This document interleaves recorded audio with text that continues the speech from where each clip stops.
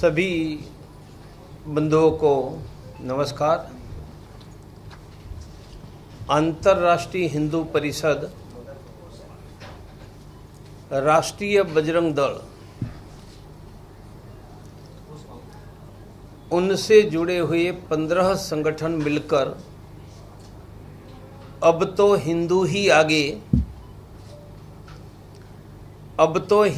आगे सुरक्षित हिंदू, समृद्ध हिंदू और सम्मान युक्त हिंदू, सुरक्षित, समृद्ध, सम्मान युक्त हिंदू, यह लक्ष्य को लेकर 15 संगठन के द्वारा भारत में हम काम कर रहे हैं।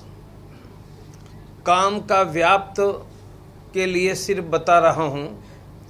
पिछले नवरात्र में हमने 3 प्रोग्राम दिए थे: शस्त्र पूजन, कन्या पूजन, चंडी पाठ। गांव में, सार्वजनिक और घरों में 92,300 जगह पर देश में हमने शस्त्र पूजन, कन्या पूजन, चंडी पाठ किया। दीपावली में 5 लाख से ज़्यादा गरीब बच्चों को आधा किलो मिठाई और वस्त्र दिए। 15 संगठन की बात करता हूँ तो प्रत्येक हिंदू परिवार स्वस्थ रहे, इसलिए हमारा संगठन है इंडिया हेल्थलाइन। यह संगठन के साथ 10,000 से ज़्यादा स्पेशलिस्ट डॉक्टर, स्पेशलिस्ट मानी MSMD, पर तो वही डॉक्टर जुड़े हैं जिनसे हर रोज एक गरीब हिंदू मरीज का मुफ्त इलाज करने का वादा किया है। 1 पेशेंट फ्री पर डे। आज रात को भी अमरावती में कुछ डॉक्टरों से मैं मिलने वाला हूँ। परसों नागपुर में भी मिला था, कल वर्धा में भी मिला। तो प्रत्येक हिंदू परिवार स्वस्थ रहे, इसलिए इंडिया हेल्थलाइन हमारी व्यवस्था 10,000 से ज़्यादा स्पेशलिस्ट डॉक्टर जो हर रोज एक गरीब हिंदू मरीज का मुफ्त इलाज करने के लिए तैयार है। गांव और मोहल्लों में जाकर मुफ्त में ब्लड प्रेशर, शुगर की जांच, रोग मुक्त जीवन शैली समझाना। कोई गरीब हिंदू भूखा न रहे, इसलिए हमारा संगठन है एक मुट्ठी अनाज। 1 लाख से ज्यादा घरों में थैली दी है। खाना बनाने के पहले 1 मुट्ठी अनाज डालो। हर एक परिवार से महीने में 1 या 2 किलो एकत्रित करके 10 किलो की बैग बनाकर गरीब भूखे सो जाते हिंदुओं को देना। आप इनको हिंदू राशन योजना कह सकते हैं। इस वर्ष हम 1 करोड़ हिंदू घरों से थैली बांटकर 1 मुट्ठी अनाज एकत्रित करने जा रहे हैं। मैंने हिंदू ही आगे, समृद्ध, सुरक्षित, सम्मान युक्त हिंदू 15 संगठन, और संगठन क्या कर रहे हैं उनके सिर्फ 2 ही उदाहरण दिए। उनकी डिटेल में ज़्यादा नहीं जाऊंगा। मेरा स्पष्ट मानना है कि केंद्र और राज्य सरकारों को इजराइल की भांति इस्लामिक जिहादी आतंकवाद के विरुद्ध युद्ध लड़ना चाहिए। I demand that central and state government should declare and wage a war against Islamic jihadi terror. War लड़ने का अर्थ है कि आर्मी, पुलिस, खुफिया एजेंसी को ट्रेंड करो, कंटिन्यूस ऐसे फोर्सेस को मॉनिटर करके डिटेक्ट करो, वरना टारगेट किलिंग कश्मीर तक सीमित था, अमरावती में उमेश कोल्हे तक पहुंचा।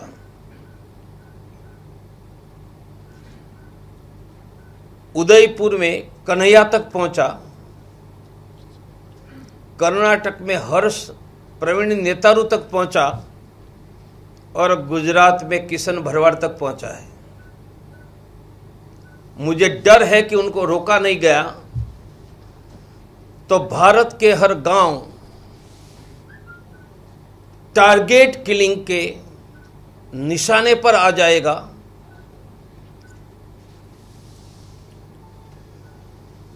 और इसके लिए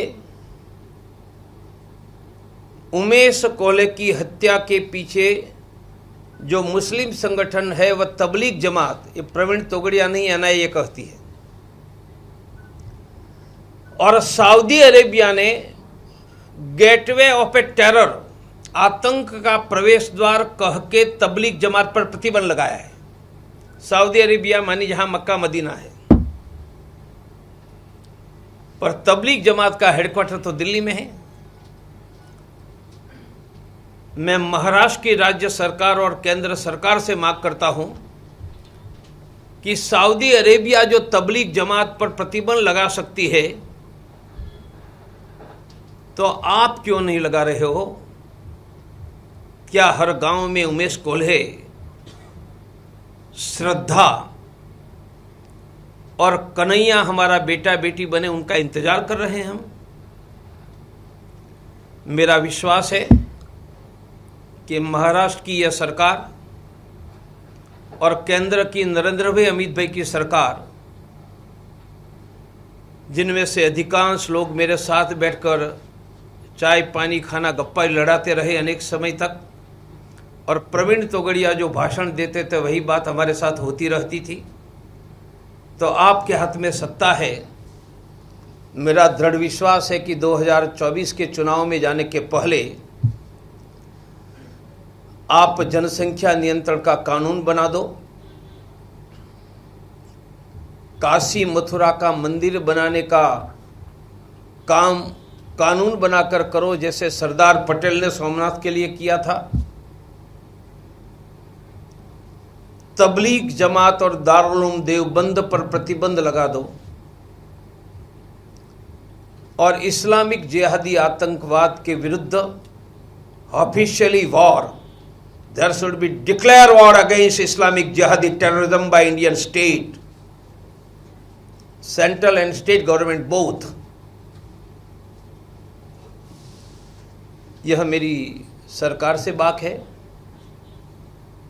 हमारी ओर से मैं वीर हिंदू विजेता हिंदू, हिंदुओं की रक्षा के लिए अभियान प्रारंभ कर चुका हूं।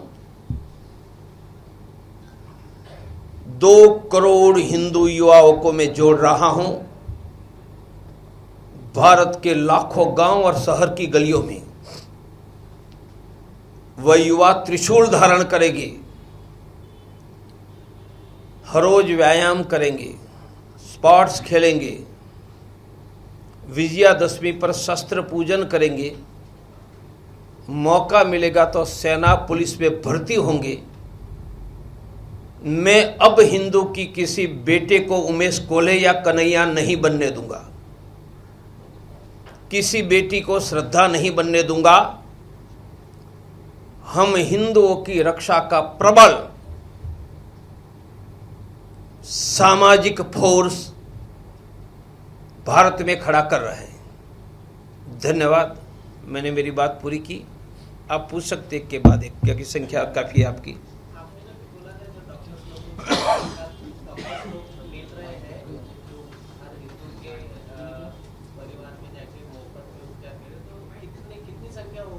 ऐसा है, यह काम मैं 10 साल से कर रहा हूँ।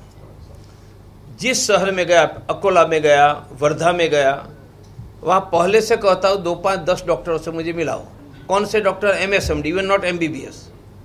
जो डॉक्टर मिलते हैं, मुझे नागपुर में भी 2 न्यूरो सर्जन, 2 हार्ट के डॉक्टर, कल कैंसर का ऑपरेशन करने वाले वर्धा में, उन सब से मैं एक ही बात करता हूँ, आप मिले बहुत आनंद हुआ, मुझे वचन दो कि हर रोज एक हिंदू गरीब मरीज का मुफ्त में इलाज करेंगे। आप खुद भी करो, और मेरे पास में गरीब आएगा तो भेजूंगा, तो आप पैसे नहीं लोगे। अब तक मेरे पास 10,000 से ज़्यादा हिंदुस्तान में डॉक्टर है। आज अमरावती में जोड़ूंगा, वह 10,100 के आगे बढ़ेगा। ये मेरी निरंतर प्रक्रिया है, डॉक्टरों को मिलकर जोड़ना। यह 10 साल का परिश्रम है, और उन्हीं डॉक्टरों को यह इंडिया हेल्थलाइन क्लब में जोड़ा है, जिनको मैं पर्सनली मिला हूं, वचन लिया है और जिनका मोबाइल नंबर मेरे पास है। कोरोना के कारण कोरोना में फोकस थे। अब मैं अप्रैल से गरीब हिंदुओं को मुफ्त में डॉक्टर की सिस्टम शुरू कर रहा हूं। सर चल ही रही थी, पर 2 साल कोरोना पर ही ध्यान दिया।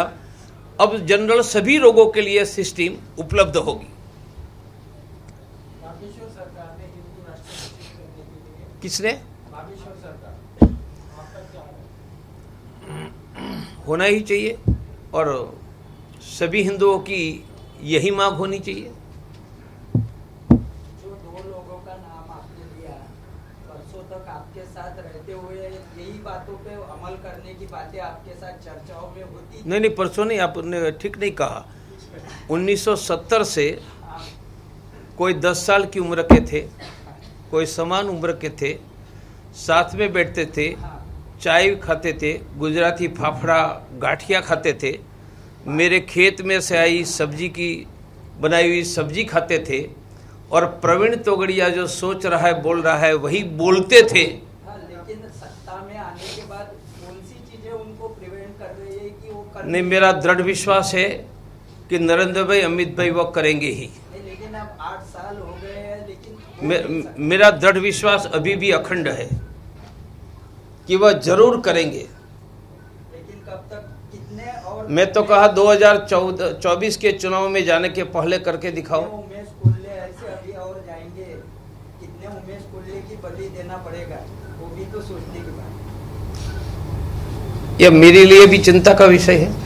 अभी आपने जो कहा कि डॉक्टरों को आप जोड़ रहे हैं या अनाज के जो लोग गरीब लोगों को तक पहुंचा रहे हैं, मेरा सवाल आपसे ये है कि ये तो जिम्मेदारी सरकार की है ना। जो सरकार क्या इसमें असफल है? जो हिंदुत्ववादी संगठनों को आना पड़ रहा है, क्या केंद्र की सरकार असफल है? क्या राज्य की सरकार असफल है कि लोगों को दवाइयाँ नहीं मिल रही, उनके ऊपर उपचार नहीं हो रहे? सरकार का काम अगर संगठन कर जाए तो फिर सरकार ने क्या करना चाहिए? कुछ काम ऐसे होते हैं सरकार को भी करना चाहिए, समाज को भी करना चाहिए। सरकार भी मुफ्त में अनाज दे रही है, सरकार भी पीएससी, मैं तो कैंसर सर्जन हूँ ना, सरकार का छोटा से छोटा मुफ्त में दवाई का सेंटर को पीएससी कहते, प्राइमरी हेल्थ सेंटर। सरकार PSC, CSC, community health centre सब चला रही है, परंतु प्राइवेट का डॉक्टर मुफ्त में सरकार नहीं दे सकती है, वह हिंदू समाज दे सकता है। वह सरकारी डॉक्टर से सेवा करवाएंगी ना, मैं तो प्राइवेट का डॉक्टर दे रहा हूं। मैं नागपुर में न्यूरो सर्जन दूंगा, नागपुर में कार्डियोलॉजिस्ट दूंगा, मैं वर्धा में कैंसर सर्जन दूंगा। तो सरकार अपना काम कर ही रही, नहीं कर रही इसलिए नहीं। यह देश में 80% डॉक्टर प्राइवेट में है। प्रवीण तोगड़िया भी प्राइवेट में ही ऑपरेशन करता था 5-6। तो सबसे ज्यादा डॉक्टर कहां है? प्राइवेट में। मैं ये प्राइवेट के डॉक्टरों को एक मरीज के लिए चैरिटेबल बना रहा हूं और 10,000 डॉक्टर कोई छोटी बात नहीं है। यह आंकड़ा 50,000 तक चला जाए तो वे आश्चर्य मत करना। मैं जिनको मिलता हूं कोई ना नहीं बोल रहा, उन्होंने कहा 1 नहीं 2 पेशेंट भेजो, वी विल नॉट चार्ज। किसी का हिंदुत्व, आजकल हिंदुत्व की अलग-अलग डेफिनेशन हो रही है। किसी का हिंदुत्व सॉफ्ट है, किसी का हार्ड है, किसी का हिंदुत्व सबको साथ लेकर चलने का ऐसे डेफिनेशन किया जाती है। तो कोई मानो किसी गैर धर्म वालों को टारगेट करना, यही हिंदुत्व इस तरह का चित्र आज देश में है। प्रवीण तोगड़िया जी का हिंदुत्व इनमें कहाँ बैठता है? वो अपने आप को कहाँ पाते? ऐसा है, मैं पोली खाने बैठता हूं तब मैं सॉफ्ट हूं, पोली खाने बैठता हूं तब मैं सॉफ्ट हूं, मैं सो जाता हूं तो सॉफ्टेस्ट हूं, और मैं हिंदुओं की बेटी की रक्षा के लिए निकलता हूं तब मैं हार्ड हूं। इसलिए सॉफ्ट भी हिंदुत्व है, मृदु भी हिंदुत्व है, आक्रामक भी हिंदुत्व है और राक्षसों का विरोध करने वाला भी हिंदुत्व है। उनमें कोई अंतर, हार्डेस्ट भी हिंदुत्व है। जिनको हिंदू धर्म और सनातन वैदिक धर्म का ज्ञान नहीं है, वह डिफरेंशिएट करते हैं। मैं वह हूं जिन्होंने वेदों का और 18 पुराण का अध्ययन करने के बाद 90 में मैं निकला हूं। इसलिए दुर्गा मैया ने कितने सॉफ्ट लोगों को मारा, उनकी मेरे पास सेंचुरी नहीं, सहस्त्र का आंकड़ा है। इन संगठनों से प्रवीण आज उन्हीं उसी संगठन या उसी विचारधारा के जो पॉलिटिकल या धार्मिक लोग हैं वो प्रवीण तोगड़िया जी को अलग थलग रखने की कोशिश कर रहा है, ऐसा चित्र देश में है। देखो मेरे भाई, हिंदू समाज से मैं न अलग थलग हूँ, न हिंदू समाज मुझसे अलग थलग है। हिंदू समाज से अलग थलग होते तो आप नहीं आते। और आज की सभा अमरावती में, यहाँ विधिवत मेरा संगठन नहीं है, तो अभी मैं सभा कर पा रहा हूँ। उनका कि हिंदू समाज और हम अलग थलग नहीं है। हाँ, कोई एकाधा व्यक्ति हो सकता है, पर मेरा कहना है जो मेरे साथ आए हैं वह दिल से आए हैं, जो नहीं आए हैं उनका दिल भी मेरे साथ है। आप कहें कैसे? कल मैं नागपुर में महाल, यहाँ संघ का मुख्यालय है, वहाँ से 50 कदम दूर डॉक्टर हेडगेवार ने शुरू की थी मोहिती शाखा के स्वयंसेवक, क्या नाम, हर्षल उपखड़े, उनके घर पर था। सभी मोहिती शाखा के स्वयंसेवक थे और सभी 21 स्वयंसेवकों ने 1,000 रुपया मुझे पब्लिकली दिया है। बोलो उनका दिल मेरे साथ है या नहीं? और आप कह रहे अलग थलग कहाँ? जो मुझे संघ कार्यालय के बगल में बुलाकर एक ने 21 लोग 1,000 देते हैं, तो बोलो मेरे साथ है या नहीं? हमारे साथ ही है। और वो हमारे ही साथी है, हमारे साथी आएंगे, कहाँ जाएंगे? क्या इमाम बुखारी के साथ जाएंगे? ओवैसी के साथ जाएंगे? नहीं, प्रवीण तोगड़िया के साथ ही जाएंगे। और प्रवीण तोगड़िया भी उनके ही साथ जाएगा। मोहन भागवत जी ने एक बयान दिया कि पंडितों ने ये जाति व्यवस्था निर्माण की है, क्या आपका क्या कहना है? मेरा स्पष्ट कहना है, हिंदू समाज एक हो चुका है। इनके कारण राम मंदिर बन रहा है और भाजपा की सत्ता भी आई है। राम मंदिर बनाने में पंडित, ठाकुर, मराठा, मौर्य, कुशवाहा, सैनी, पाल सबका रोल था और भाजपा की सरकार बनाने में सबका रोल था। तो मेरी इतनी ही प्रार्थना है, हिंदू समाज एक हो चुका है, तब पुरानी बातों के आधार पर अब जातियों का नाम लेकर हिंदुओं को विभाजित करने का हम पाप न करें, इतनी ही मेरी प्रार्थना है। कहना तो यह करो, हम हिंदू भाई हैं, इसलिए किसी भी जाति का गरीब हिंदू भूखा नहीं रहेगा। जो मैं कर रहा हूं एक मुट्ठी अनाज, किसी भी जाति का गरीब हिंदू बिना डॉक्टर नहीं रह गया। इंडिया हेल्थ लाइन, किसी भी गरीब, किसी भी जाति का हिंदू जेल में नहीं रहेगा, मुफ्त में एडवोकेट देकर जमानत करवा दूंगा। तो हमें आगे जाना है, पिछली बातों याद करना, पुराने घाव फिर से निकालना यह ठीक नहीं है। इतनी ही मेरी विनती है, मुगलों के तलवार के सामने घुटने नहीं टेके, वह पंडित के बेटे हैं, वही मराठा के बेटे हैं, वही मौर्य, कुशवाहा, सैनी, पाल और महार के बेटे हैं। और इसलिए सभी जातियों के बेटे हमारे दिल के टुकड़े हैं। उनका गौरव, समृद्धि, सम्मान के लिए जीवन लगाना वही हिंदुत्व है। पुराने बातें, पुराने घाव निकालना, सच झूठ में मैं नहीं पढ़ता हूं, छोड़ दो। हम भी छोड़कर आगे निकल गए, वरना राम मंदिर नहीं बनता और केंद्र में भाजपा की सरकार भी नहीं आती। आप सुरक्षित सम्मानित योग हिंदू की बात कर रहे हैं, लेकिन कपड़ा, अनाज बांटना, ये कई सारे संगठन सामाजिक देश में करते रहते हैं, जैसा आप कर रहे हैं। लेकिन हिंदू सही मायने में अगर सुरक्षित करना है तो उसे रोजगार देना पड़ेगा, उसे नौकरी देना पड़ेगा। तो उस हिसाब से हिंदुओं के लेके आपका क्या नया प्रोजेक्ट है? मैं 5 दिन पहले एक सम्मेलन में था और 2 दिन पहले नागपुर में जो आए उनसे 3 मैंने वचन लिए।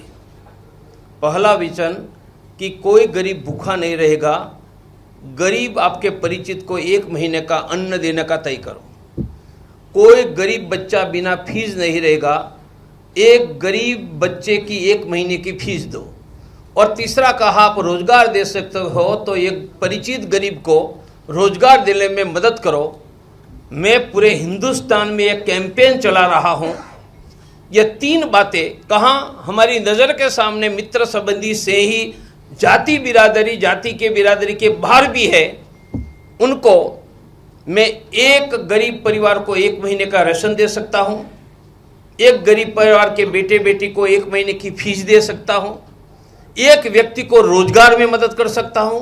यह कैंपेन ऑलरेडी मैं कर ही रहा हूं। राहुल गांधी, अखिलेश यादव या ममता बनर्जी इन दिनों चुनाव के दौर में मंदिरों में ज्यादातर दिख रहे हैं, इसकी क्या वजह है? एक और वही लोग जो है वो चुनाव के दरमियान किसी अस्पताल में या स्कूल में नहीं दिखते हैं, इसकी भी क्या वजह है? उनका कारण है कि वीर सावरकर ने जो सपना देखा था राजनीति का हिंदूकरण, अब हो चुका है। और मेरा भी गिलहरी का योगदान है। इसलिए राहुल गांधी जनोई दिखाए कर कहता है मैं ही पक्का हिंदू हूं, और राहुल गांधी कहते मेरे जय सिया राम ही पक्का हिंदू है। आदित्यनाथ कहते मेरे जय श्री राम पक्का है। ममता बनर्जी तो कहती मैं मंच पर चंडी पाठ बोल तो आता है तो दिखाओ। और अखिलेश यादव कहता है मैंने हनुमान जी मंदिर बनाया है, दूसरे ने बनाया तो बताओ। और केजरीवाल कहता है रुपयों की नोट पर लक्ष्मी गणेश जी। तो राजनीति का हिंदूकरण हो चुका है। अब कहीं थोड़ा हरा है वह भी हट जाएगा और चारों ओर भगवा भगवा ही दिखाई देगा। भाजपा के 2 टर्म हो गए हैं सरकार में, केंद्र सरकार में, क्या मानते हैं आप? फेल्यूर मानते हैं, अच्छा मानते हैं, किस प्रकार देखते हैं? 2024 में देश के 80 करोड़ मतदाता वोट डालकर निर्णय करेंगे, तो 80 करोड़ लोगों का निर्णय देने का अधिकार पर प्रवीण तोगड़िया, नहीं, अब तक जो हो उस पर आपसे राय मांगे। मुझे जब राय देनी होगी तब जरूर दूंगा, अभी मैं नहीं देना चाहता। हिंदू एकत्र है और आप एकत्र करने के और प्रयत्न कर रहे हैं। कल ये हिंदुओं का राजनीतिक में कोई फायदा होगा? अब नहीं होगा। हिंदू जागरण का तब फायदा हो रहा था, एक दल हिंदुत्व के साथ थे, दूसरा विरोध में थी। जब राजनीति का हिंदूकरण हो गया और राहुल गांधी कहते मैं ही सच्चा हिंदू, ममता बनर्जी कहते मैं ही सच्चा हिंदू, और अखिलेश भैया और केजरीवाल कहता है, तब मैं मानता हूं अब किसी दल को हिंदू जागरण का फायदा नहीं होगा। सभी दल को थोड़ा थोड़ा होगा, किसी को ज़्यादा होगा, परंतु सबको फायदा होगा। अब एक दल के फायदे से हिंदू जागरण आगे निकल चुका है। हिंदू धर्म की रक्षा करना हर हिंदुत्ववादी संगठन का अधिकार है, लेकिन आजकल कुछ धर्म सभाएं बोलिए, हिंदुत्ववादी संगठन बोलिए या हिंदुत्ववादी बाबा बोलिए, महाराज बोलिए, ये आजकल हिंदू धर्म के सुरक्षा के बजाय ज्यादा गैर धर्म वालों को टारगेट करने पे ज्यादा दिख रहे हैं। नहीं, जबकि अभी और इसी के चलते अभी कोर्ट ने ऑर्डर दिए है कि ऐसे पक्षों को भाषण देने वालों के ऊपर कार्रवाई हो। प्रवीण तोगड़िया जी इस बारे में क्या सोचते हैं? राक्षसों का विरोध करने की वेद काल से हमारी परंपरा है। कानून नहीं था। कानून बदलेंगे, कानून बदलेंगे। कानून हमने बनाया है और कानून को अमेंड करने का हमारा अधिकार है। ये देश में हिंदुओं को किससे खतरा है वह बोलना, यह वाणी स्वतंत्र है, और यह बोलने में कानून बीच में आते हैं तो मैं विनती करूंगा कि कानून को अमेंड करो। हिंदुओं की जबान पर ताला मत लगाओ। जब हमारा बेटे का उमेश कोल्हे हो रहा है, कन्हैया हो रहा है, क्या उमेश कोल्हे करने वालों के विरुद्ध हम आवाज नहीं उठाएंगे? और आवाज उठाएंगे तो हेड स्पीच के नाम पर हमारी जबान पर ताला लगा देंगे। यदि कोई कानून लगाएगा तो हम कानून भी अमेंड करवाएंगे। आखिर कानून ये देश के लिए बना है, हमारी जबान पर ताला लगाने के लिए कानून हिंदुस्तान का नहीं है। और फिर भी आज का कानून ये करता है, तो जैसे राम मंदिर बना लिया, we will see that law should be amended by Indian parliament. अभी जो महाराष्ट्र में जो अदला बदल हो गई, उसमें आप समाधान है क्या?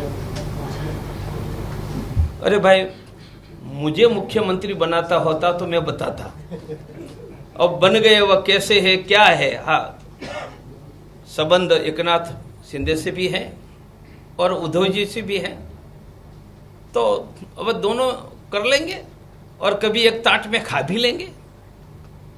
महापुरुषों को लेकर जो विवादित टिप्पणियां की जाती है उस पर आपकी क्या प्रतिक्रिया है? अरे ठीक है, ये बहुत लोग बोलते रहे, तो हर एक के बोलने पर ध्यान देंगे तो पागल की हॉस्पिटल में जाना पड़ेगा मेरे भाई।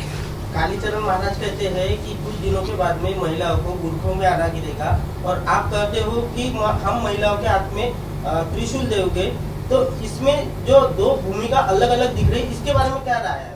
अलग अलग भूमिका दिखती है, उसका नाम ही हिंदुत्व है। दूसरे मजहब में अलग अलग भूमिका का अधिकार नहीं है, हमारे यहाँ अधिकार है, इसलिए वह कहते उनका भी सम्मान करता हूँ, और मैं कहता हूँ उन पर भी मैं डटा हुआ हूँ।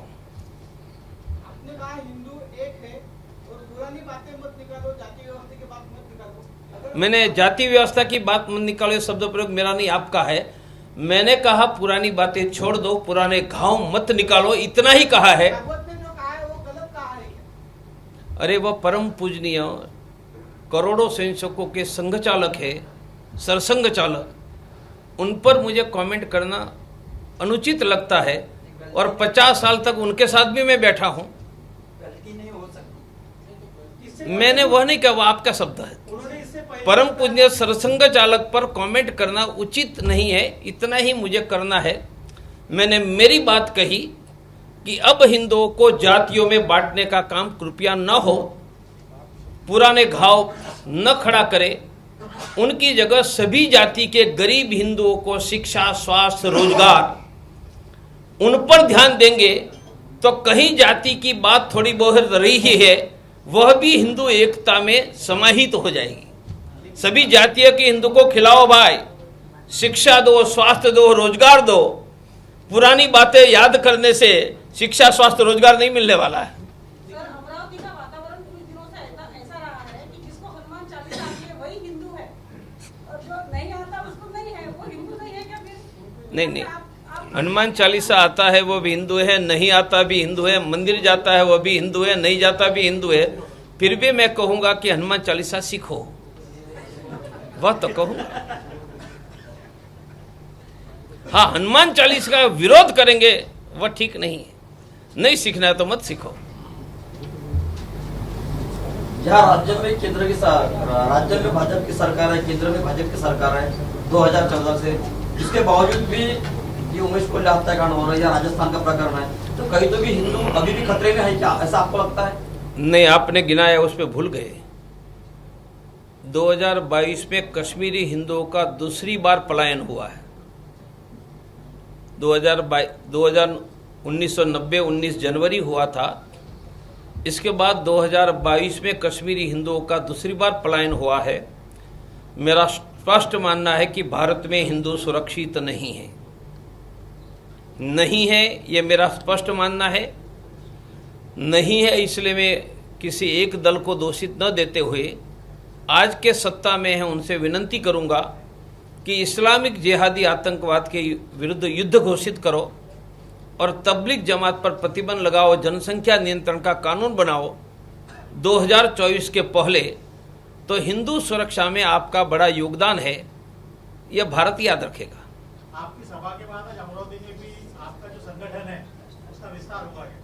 नहीं, मेरा संगठन विस्तारित ही है, नहीं, अमरावती में वरना ये अमरावती के लोग ही मेरे बगल में बैठे हैं। और सभा, इसलिए प्रत्येक हिंदू मेरा कार्यकर्ता है, मुझे विस्तारित करने के लिए ज़्यादा जरूरत नहीं है।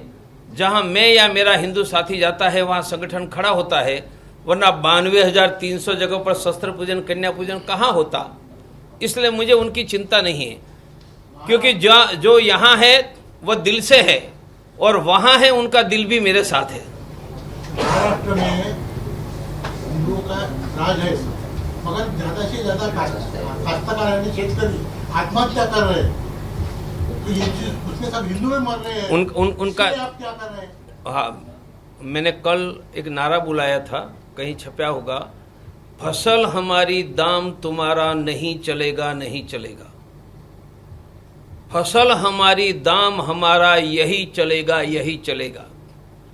यदि किसानों को कर्ज मुक्त और आत्महत्या मुक्त करना है तो एमएसपी का कानून बनाकर फसल के दाम देना ही होगा।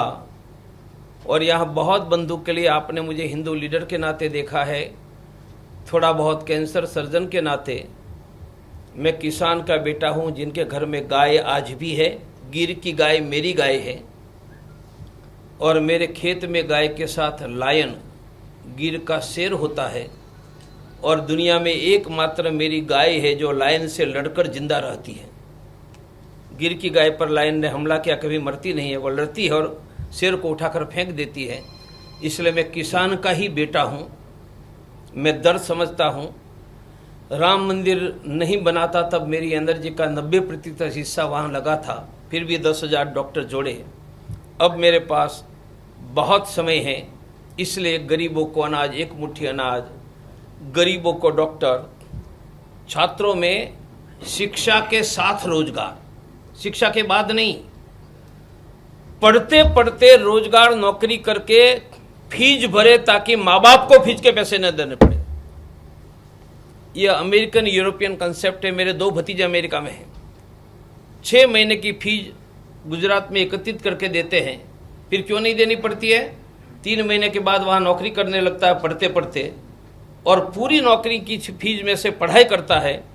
मैं भारत में हर बच्चों को एजुकेशन के साथ रोजगार की सिस्टम लिंक और प्रारंभ में सरकार नहीं, मैं करने जा रहा हूँ। इसलिए मेरा संगठन है राष्ट्रीय छात्र परिषद, 15 संगठन में। और फसल हमारी दाम तुम्हारा नहीं चलेगा, नहीं चलेगा, फसल हमारी दाम हमारा यही चलेगा, यही चलेगा। ये मेरा संगठन राष्ट्रीय किसान परिषद है। अगर टोगड़िया जी एमएसपी के बाजू में है, तो जब साल भर किसान आंदोलन कर रहे थे एमएसपी के लिए, उस वक्त टोगड़िया जी हमें उनके साथ नहीं दिखाई दी। नहीं, आप मेरा फेसबुक, कोरोना का कालखंड था ना, तो मैं भी बाहर, मेरा फेसबुक, मेरे स्टेटमेंट सुन लीजिए। यह किसानों के समर्थन में खुलकर, और आपको पता नहीं है, जो आंदोलन में बैठे थे ना, उनमें बहुत किसान लीडर के साथ प्रवीण तोगड़िया ने मंच पर किसानों की सभा में भाषण दिए, वहां बैठे थे उनके साथ। मैंने खुद किसानों की सम्मेलन में, हाँ, मैं राम मंदिर में लगा था तो मेरे पास मर्यादित शक्ति थी। छत्तीसगढ़ में टाटा ने 20 वर्ष पहले किसानों की जमीन अधिग्रहण करके फैक्ट्री नहीं बनाई। मैंने 3 साल पहले 300 किलोमीटर की पदयात्रा निकालकर किसानों की जमीन छत्तीसगढ़ में वापस दिलवाई है, छत्तीसगढ़ में वापस दिलवाई। अभी ये छोटे छोटे हैं, परंतु मैं राम मंदिर में लगा था तब मेरे पास समय, एनर्जी की, अब मेरे पास है। इसलिए शिक्षा के साथ रोजगार, छात्र परिषद, फसल हमारी दाम तुम्हारा नहीं। आप देखो, राम मंदिर जैसा फसल हमारी दाम तुम्हारा नहीं चलेगा, वह आवाज किसान संगठनों के साथ हम ही उठाएंगे। काशी मथुरा के लिए क्या? मैंने बता दिया ना अभी, केंद्र सरकार कानून बनाकर 2024 के पहले बनाना शुरू करे। मेरी डिमांड में आ गया प्रारंभ में।